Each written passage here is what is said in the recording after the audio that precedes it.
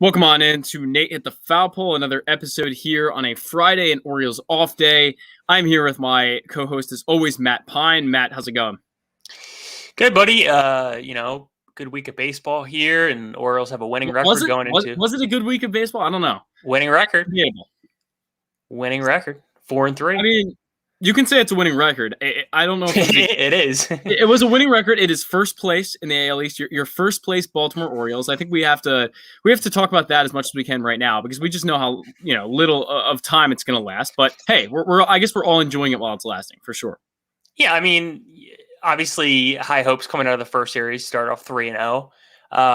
Didn't go so great in the second series. They were able to salvage a game in that series, but not a great home opener yesterday. Not what you really want to see. But we've said this before, in the last couple of weeks. It's not about the record; it's about the individual performances. Yeah, I mean, it's the win and loss column is kind of not really important right now, and as much as we'd love for the Orioles to win games, they're not going to win a lot of games. This is probably a 90-loss team, 90-plus loss team. So we're going to see a lot of losses down the road here. But I personally would have loved to see the Orioles play a little bit better baseball, more competitive baseball, I guess would be the word for that. Just the bats have been unbelievably cold. I think that's kind of our first topic here today because the bats just haven't been able to get going. You've got your best hitters like Mao Castle and Mancini batting in the middle of the lineup every day, but they're really not hitting the ball. Mao Castle and Mancini have both started off under 200 batting averages right now. OPS is under 700. It's been brutal for those two. And those two are guys that the Orioles count on every day to be those middle of the order productive hitters. That's why they're batting, 2, 3, 4 every day. And then you've got guys like Santander who are kind of batting fine. He's been okay so far, but you'd like to see more out of him too. So the Orioles, they've started cold. The bats aren't going. Only 15 hits in the Yankee series so far. Not many hits in the Boston series, although it's only been one game. But they got out hit in both of those series so far. So it hasn't been pretty for that. Yeah, I mean, I think another thing to focus on too, if you're looking at the offense and how productive it can be, they've been striking out so much that 4 guys on the team have double-digit strikeouts already. They've struck out 13 times as a team in 5 straight games. You can't be doing that if you want to be a competitive offense. MLB record that was, yeah. Yeah, MLB record. I mean, you look at they always go into the playoffs every year and they say, all right, which teams strike out the least? They have a pretty good shot of doing pretty well in the postseason. I know the Astros were famous for not striking out, and they were scoring like 6 or 7 runs per game in the playoffs. So definitely something to keep mind of moving forward. Yeah, I mean, you make a good point because the Orioles, they were 25 and 35, 60-game season. They improved their winning percentage from the past 2 years. They were better in 2020, and that was partly because they struck out 5th least in the American League, which is solid. And right now they're worse. They're worse in the whole league. They're striking out somewhere around 30% of the time. I'm not sure of the exact number, but it's a lot. The Orioles are not hitting the ball well at all. Everyone's cold. But once these middle of the order hitters like Mancini, like Mao Castle that I mentioned, get going, this offense will be a little more powerful. And of course, you've got guys like Franco, you've got guys like Galvis who are also struggling, who are not maybe your top tier hitters, but guys who can definitely be important for you and can be role players for you. Franco is probably a 20, 30 home run guy in his best year. So once everything gets going and the lineup starts to click like it did in Boston when they put up 11 runs the one day, and the real reason they swept that series was because they were hitting. They got to New York, they stopped doing it. And that Boston series kind of showed us what they can do when the whole lineup comes together at one time. So the Orioles are going to need that more. They're going to need Mount Castle. They're going to need Mancini to start swinging the bat a little better. I mean, Mancini right now has a 476 OPS, which you expect for him to be right around 800. Right. It's early. It's very early. So he's going to improve upon that. You at least hope that Mount Castle with more at bats, seeing pitchers 2, 3, 4 times, he gets a better handle on things. He's probably not going to be chasing pitches as much as he is right now. But we have seen power from him in the last few games, which is encouraging. Yeah, we were just talking about this before we got on the show. Mao Castle is swinging and missing at an extreme rate right now. That's, he did have that home run yesterday in the home opener. He had that double off the wall in Fenway, and he's had a few other hits mixed in here and there, but he hasn't been the Ryan Mountcastle that we know, the guy that hit every way, really every place he played coming through the minor leagues. He was the International League MVP in 2019. The guy is a great hitter. He's a very powerful hitter. I think with Mountcastle, we know what he can do. It's just all about kind of breaking through and maybe stop pressing for him. If he stops pressing, he might be able to get on the board a little bit. But like I mentioned before, once these guys kind of get going, the Orioles offense will be a lot more potent, you would think. Now, you put up on the screen Ryan Mountcastle's high and low because he is having a lot of lows right now defensively. I mean, what an atrocious performance defensively yesterday in left field. It was horrible. Yeah, I mean, I was looking at his Baseball Savant page, and he is in the 1 percentile in outs above average, basically saying he's the worst fielder in baseball after 7 games, mind you. To me, he doesn't look like an outfielder. He does not look like an everyday outfielder. You have him in there basically for his bat. He could be a full-time DH. He could be a first baseman. And that's part and parcel goes with losing Austin Hayes. You don't have those 3 strong outfielders out there that you can rely on, and the pitchers are not afraid to pitch to contact. Yeah, this is giving me vibes of Mark Trumbo. When Mark Trumbo had that little outfield experiment for a while, this is exactly what we're seeing from Ryan Mountcastle. It is very bad. He can't read the ball. He's an athletic guy. I mean, there's no doubt about that. He can run. I think you mentioned he was in one of the higher sprint speed percentiles as far as Baseball Savant goes. And I know he was very high in 2020, around the 80th percentile. He's a fast guy. He's an athletic guy. But his outfield prowess and knowing when to break on a fly ball and when to get under it and exactly where to throw it and all of these things, he just doesn't really understand, I don't think, yet. It's basically like throwing a guy who played infield his entire life into the outfield. That's exactly what this is. It's basically an experiment. They did it with Trumbo, and they're trying it again with Ryan Mountcastle. It's not working out right now. It's costing the team a lot of runs. Ryan Mountcastle could be hitting 500 right now, and this really wouldn't be acceptable, what he's doing out there. And he's going to learn. I know they're going to be patient with him. He's a hard worker. He's a talented guy. But right now, you have to put him somewhere else. It's either DH or first base for him right now. You have Trey Mancini, a guy who can play the corner outfield spots. Why not throw Trey Mancini out there right now? It makes more sense to me. Trey Mancini is not a great outfielder. He isn't, but he's serviceable, and he's going to be consistent. And you know what you have with him. Like I've seen him make great catches, great throws out there before. It's nothing new. It just seems to me that Ryan Mountcastle lacks the instinct to be a good or serviceable outfielder in the major leagues.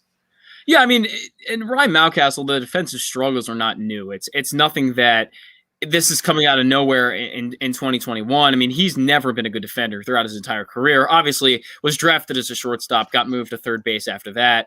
And then they kind of had him at a first base left field hybrid when he was at Norfolk in 2019.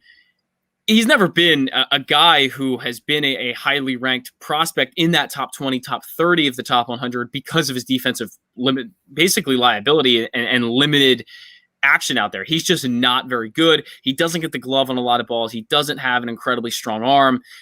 He would boot half the balls he saw at third base. He was never good. So this is not a new thing. It's just a continuation of what we've been seeing with Ryan Mountcastle. And I'm fine with giving him a little bit more time, but if he's costing your team and really costing them 3-4 runs a game, you almost can't do this. Ryan Mountcastle really cost the team in the home opener yesterday. So it might be a little bit hard to put him there for right now. Yeah, that drop ball wasn't even an error, right? Because it dropped in, never touched his glove. Right. So that doesn't hurt him defensively, I guess, there. But I mean, he's a guy that, he's still a young guy. He still doesn't have much service time. We saw initially with a guy like Nick Markakis, who came up initially and didn't hit, and wasn't really what was promised to fans. Mountcastle could be that guy. He might maybe just take some time. I think at the plate he needs to get a lot more disciplined and just take pitches, wait for his pitch, and when he hits the ball, he hits it really, really hard. He's in the 77th percentile in exit velocity. So he's just going to have to learn that. He's just going to have to learn patience. Yeah, and I think you have to also wonder how much of what Ryan Mountcastle does in the field he takes to the plate. Because there's a lot of guys, Rio Ruiz is one of the great examples, that when he starts hitting badly, he starts playing badly in the field. It could be kind of an opposite effect for Ryan Mountcastle. So he's kind of worried about playing the outfield. He's always kind of thinking, all right, let me make sure I catch this ball. And he's thinking about it between innings. And you just get in your head, essentially. And I think that's kind of what's going on with Mountcastle a little bit, because he's not hitting, and that's something he's always done. And I do believe he'll get back to it. I'm not really worried about the hitting side of things, but the left field side of things is certainly something to talk about. Now, we were talking about that home opener a little bit. Obviously, Matt Harvey was the starting pitcher for that home opener. He's now pitched 2 games and carries a sub-6 ERA, which is not great, but he has been fine for the Orioles so far. His ERA is around 5.39, somewhere in that area. He is 0-1, unfortunately, but he hasn't pitched too badly. We titled this episode "The Dark Knight Rises." I mean, it's kind of an interesting thing because he looks better. He's hitting 95 on the gun. Sitting more 92, 93, but he's hitting 95. Obviously, not the 97, 99 of what he did previously in his career. But what have you seen from Matt Harvey? Are you impressed with him, and has the Dark Knight risen again? Yeah, I'm not ready to make that claim after 2 starts, but I think it's very promising what we're seeing. His fastball velocity averages out at 93 miles per hour. Yeah. He came out of the game yesterday. He had only given up 2 runs. The other 2 came later in the inning, so he didn't really give up technically all 4 runs. But I do like what I'm seeing so far. He has, been a lot better than my expectations. I don't think he's going to be. I don't think he's a number 2 in really any rotation. He's probably like a 3 or 4 guy at best. But if we can see this consistency out of him every start, then he's at least going to give him a chance to win. Yeah, I mean, I think that's the important part. Just give the team a chance to win. And obviously the bats have to show up for that. But Matt Harvey has done that. He's really done that in both of his starts. And against Boston, I mean, Boston isn't exactly the most potent offense. They're all right. They have JD Martinez. They have Xander Bogaerts. They have Rafael Devers. They have pieces, but they're not the New York Yankees, the Los Angeles Dodgers of the world. So I guess take what you want from those 2 starts. They've been fine. They've been good. He's pitching to a 5.3 ERA, which is, not great, but I don't think it tells the whole story of what Matt Harvey's been able to do. His stuff looks better. His velocity's up a little bit. Matt Harvey has been fine for the Orioles so far. And now Justin is in here saying trade Harvey at the deadline. Could be an option, I guess. I don't know. He's going to have to keep pitching a lot better for that. It's going to have to be, I would say he's going to have to be under 5 in his ERA. He's going to have a few wins mixed in here and there. He's going to have a good strikeout to walk ratio. He's going to have to be winning games for the Orioles. So I think he could be, you maybe get a low level prospect or 2 for him, somewhere around that. Yeah. I mean, one thing to note in his first 2 starts, his walk rate is very low. So it's 4.5 walk rate. If that could somehow stand for the rest of the season, that would be his career best of a walk rate. And I think that kind of brings us back to the impact that Chris Holt brings to this team. We've seen it early with John Means. We've seen it with some other pitchers. Dylan Tate kind of looks like a completely different pitcher. Some of the bullpen guys as well. And I really think Chris Holt is behind that. So I think, Matt Harvey at this point in his career is what he is, but having the pitching coach that he does, I think it's the best thing for him.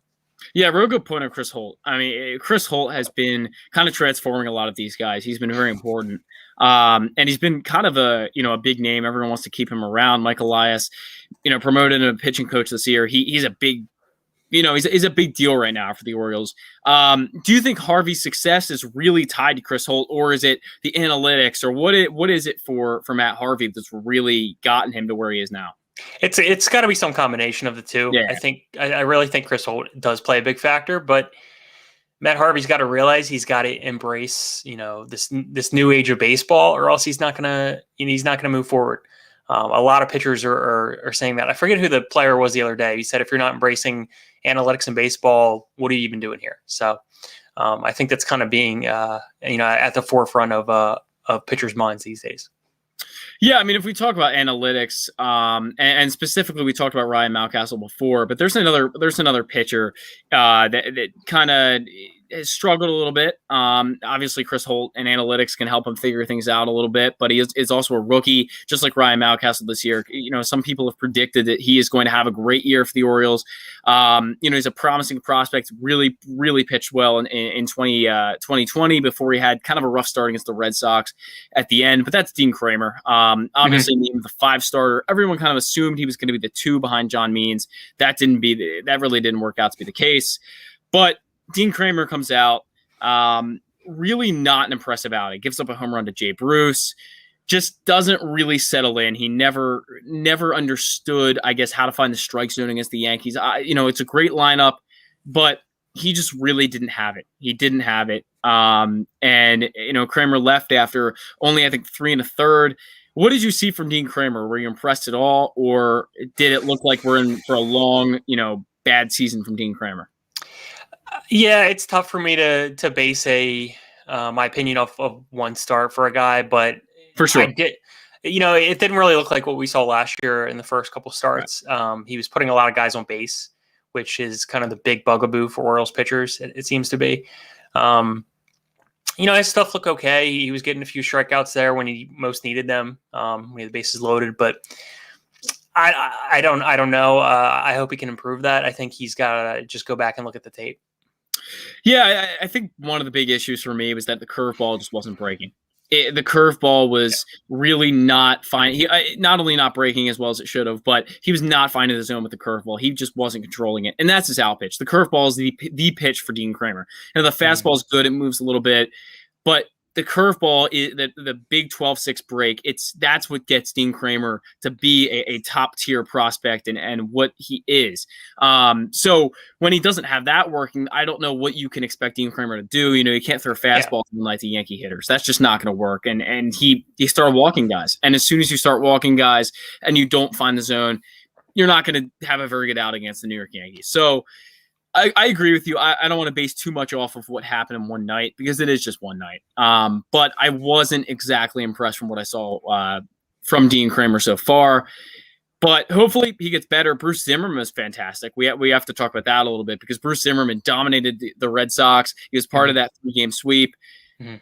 Bruce Zimmerman looked great. Probably not something we expected. And obviously none of the teams have tape on Bruce Zimmerman yet. He's he's a rookie. He pitched very little in 2020 and he wasn't good when he did. Obviously I think things are a little bit different for Bruce Zimmerman than a lot of the other pitchers, but he looked great. I definitely have enjoyed seeing Zimmerman so far. Yeah, I would agree with that. I think that was the 3rd game. So that was the game they got the huge lead in. I think that helps any pitcher when you can kind of just sit back and relax. I got this huge lead. I'm just going to pitch to my best capability. I'm not going to have any pressure on me. And that helps any pitcher really, especially, a guy as young as he is. So I'm very, very excited to see him pitch tomorrow against the Red Sox. See what he learned from that lineup. See what they learned from him, at the same token. And, I'm looking forward to it. I think having the lefty in the rotation really helps as well. Yeah, good point. I mean, the Orioles could definitely use a lefty, and it's nice to see them have one. Justin goes back to the walks that Dean Kramer has given up. 4 in 1 start. Yeah, that's just not going to work. You can't do that, especially against a lineup like the Yankees. It just isn't really – you're never going to have success like that. You've got to throw strikes. I know they said the other day that the big reason Mike Elias took Scroller and Wells in the Rule 5 is because they're strike throwers. They're a guy that they pound the zone all night.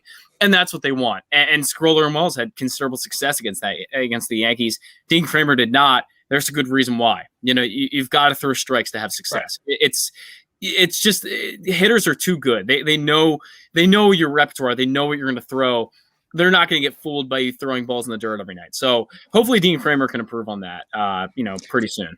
And unless you have that out pitch, exactly, the hitters aren't going to be swinging at just anything. They're going to make you. Right. Pound the zone. They're going to make you come at them. So, like you said, he didn't have his curveball. That's like just saying if John Means doesn't have his changeup. Exactly. What's going to happen? A pitcher has to have that out pitch to put the batter on his heels. Now, I do want to move over to another topic, kind of Orioles news today, that leads us into another topic after that. But Pat Valaika optioned a Bowie, and there has been no corresponding move so far.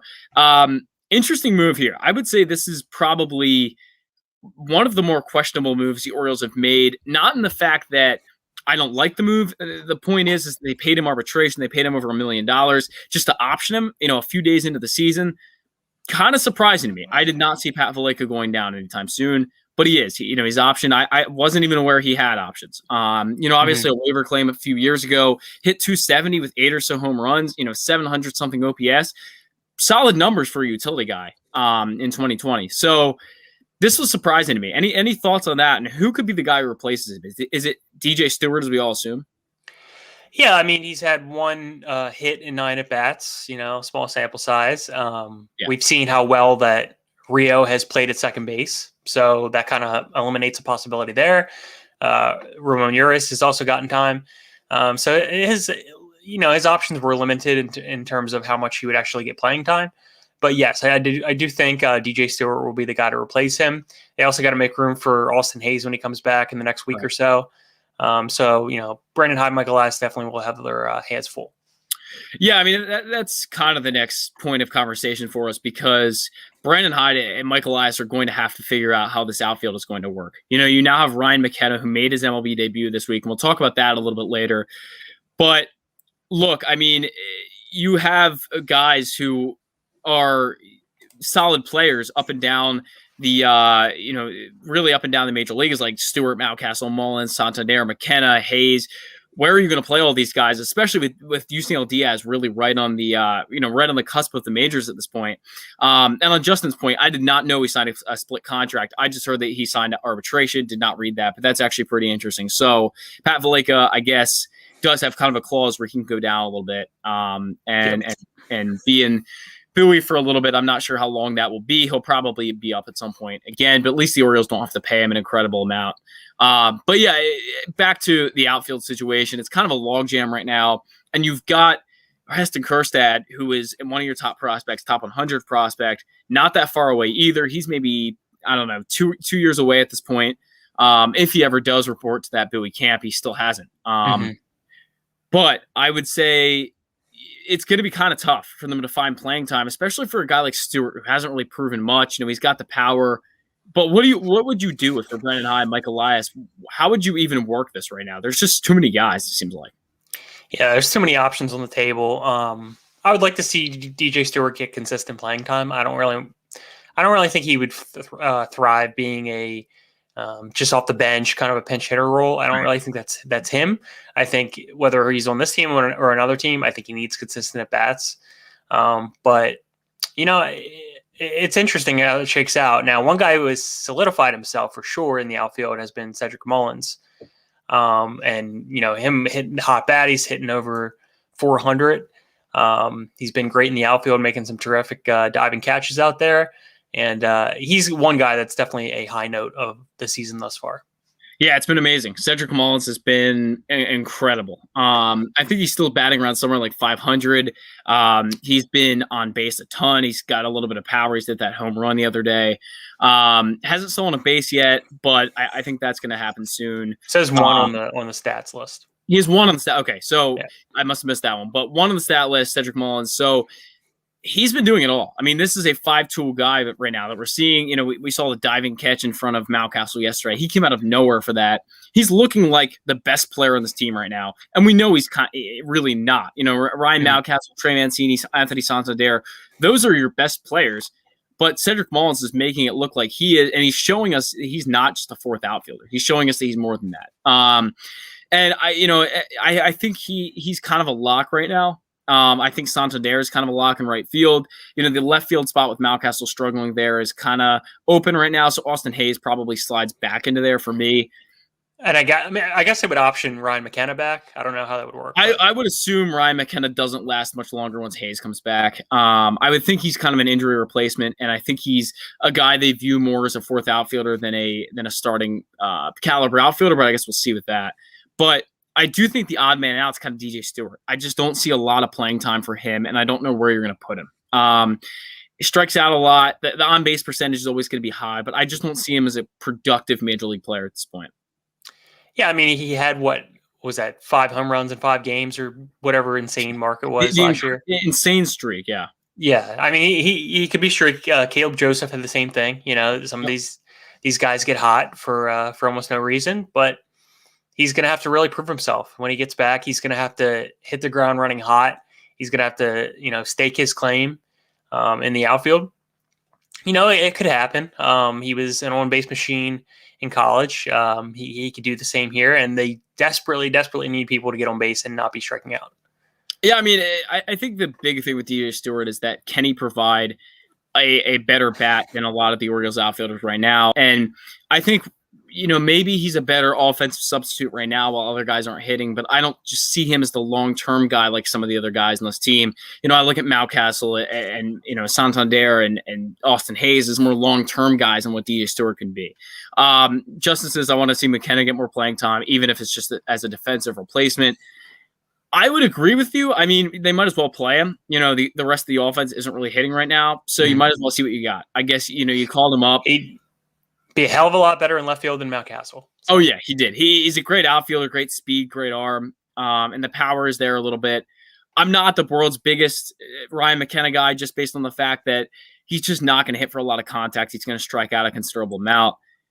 But yeah, I mean, I think I could go for him having a little bit more playing time, especially right now when no one else is hitting. So, yeah, good point. Anything else you want to touch on the past week? Obviously, we talked about a lot of pitching performances, some great hitting performances. Anything else, Zach? Yeah, I mean, I think we have to talk about Pedro Severino a little bit. Pedro Severino has come out of the gate hitting the ball very well. I mean, this is a guy who, has kind of had his offensive struggles. He was really great first half of the season in 2020. And then back, when he got to August and September, he really fell off the face of the earth as far as hitting goes. He was hitting like 115, something horrible like that. This is a guy who the Orioles could really use right now, especially when no one else is hitting. You get a guy like Pedro Severino, who you didn't expect big hitting numbers out of, to start hitting for you. That's going to be a big boost to the lineup. And he has been, doing pretty good. Now, do you think this is something he keeps up? Is he an actual good hitter? Or is this just a hot streak for him? I think he's a good hitter for a catcher. There are so few good catchers offensively, especially in the American League. Like, it's basically Salvador Perez. Maybe we put Gary Sanchez in there. No, so I think right now. Okay, there you go. But I think you could put Pedro Severino in the top 5 offensive American League catchers at the very least. I think so offensively. That's pretty bold. I think you should look at the depth charts for AL teams. Pretty bad. They are pretty bad. Mm-hmm. But he's hitting the ball very hard. His slugging percentage is really up. Defensively, kind of another story. It's kind of, especially framing wise, we're kind of seeing the same Pedro Severino as always. I look at him as a bridge guy to Adley. I'm not going to be all that upset if he doesn't hit super well. If he's at least serviceable defensively, he's not getting the pitchers in trouble. I will take that. I'd rather have a defensive catcher in there, but he's a bridge guy to Adley, and we've got maybe half a season, maybe a full season until that happens. So I'm not really going to get too upset about it. Yeah, I mean, we talk about bridge players to Adley, and the biggest one right there is Chance Sisco, I think. And he did drive in the winning run the other day against the Yankees in extra innings, but he's he's struck out a ton already this season. He hasn't really gotten on base at a high clip yet.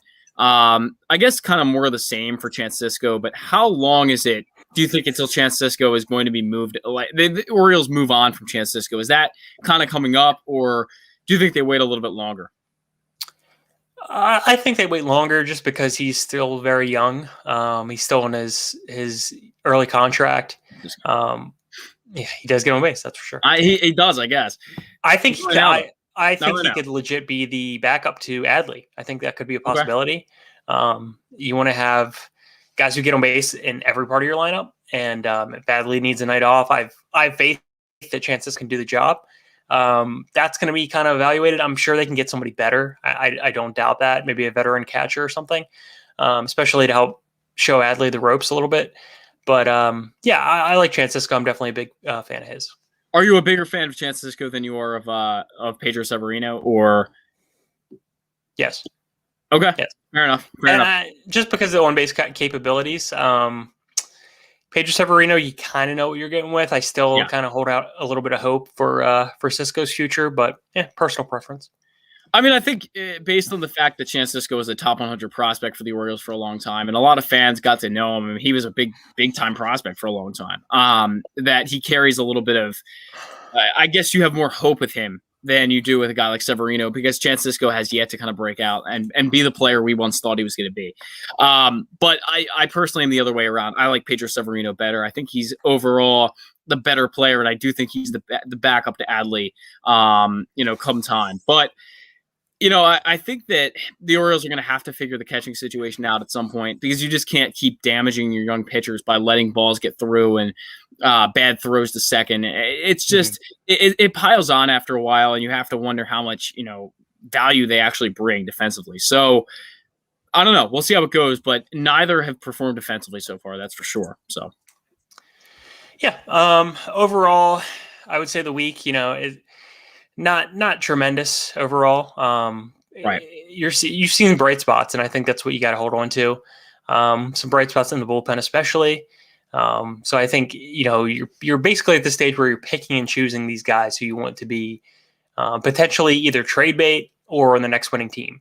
And I think you're kind of whittling down that list slowly but surely. And we kind of see the guys that are probably going to make it in the past week.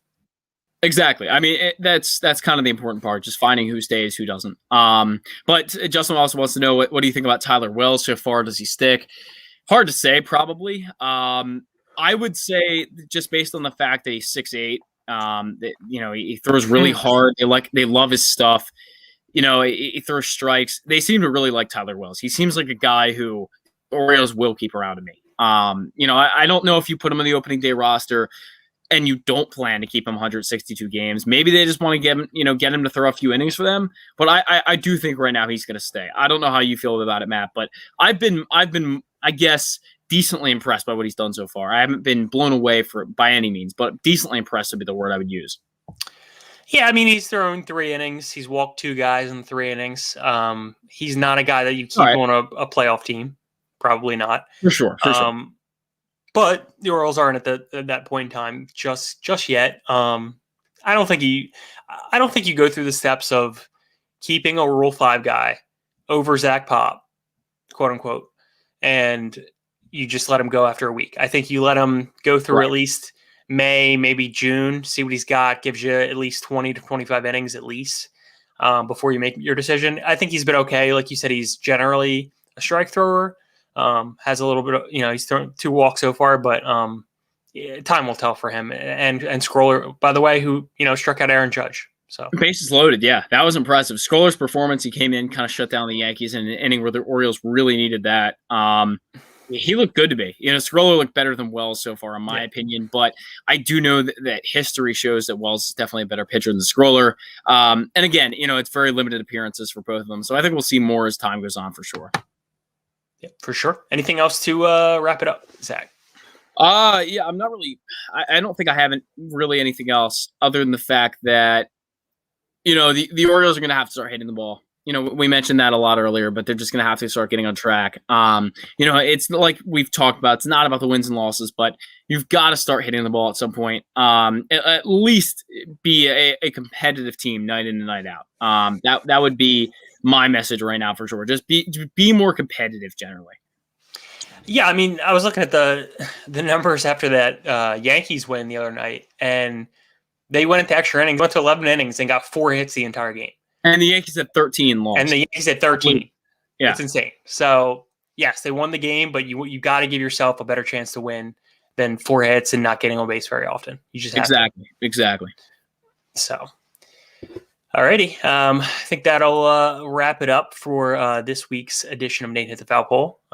Appreciate everybody listening as always. If you're just listening, we are on YouTube, and we're going to be doing live shows intermittently, probably not every single week, but we will be going live and possibly doing a few games here upcoming. And as always, we will do the draft this year in July, so you don't want to miss that. Make sure you subscribe on YouTube. Follow us on Twitter here up on the screen if you are watching at Foul Pole Pod. We try to tweet out Orioles content and our episodes weekly. Appreciate anybody who would follow us. Thanks so much. We'll most likely be back with a guest next week. We should have a guest next week. Yes. Trying to get that scheduled right now. So that will be in the plans for next Friday, most likely. Yeah. All right. And thanks so much for listening, and we'll talk to you next week.